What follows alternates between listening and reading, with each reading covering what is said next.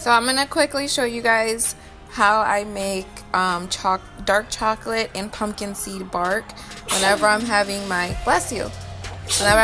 really bad chocolate cravings.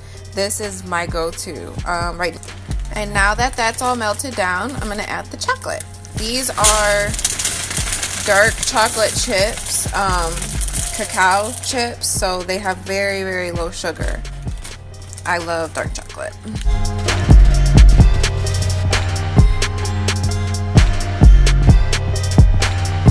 And this is super quick. It only takes a couple minutes to make. So all of my chocolate is nicely melted down.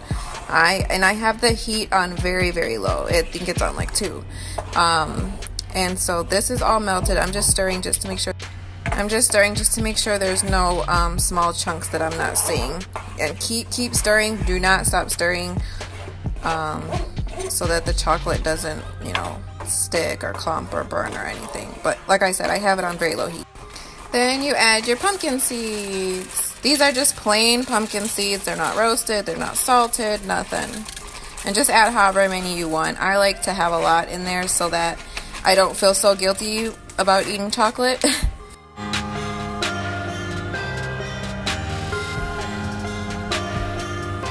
And at this point, when you add the pumpkin seeds and you're just mixing it in, you can turn the heat off. You don't need the heat anymore. So now I'm going to take this and I'm going to pour it into my glass dish that I'm going to spray with some. So I greased the pan with some nonstick spray and now I'm just pouring everything in. I would normally be using a spoon, but I only have 2 hands. Even though, us moms wish we had like 9. This would probably be slightly easier if you had like wax paper or something to put down first. That way you could just pick up the wax paper after it solidifies and then break it up that way, but I never have wax paper in my.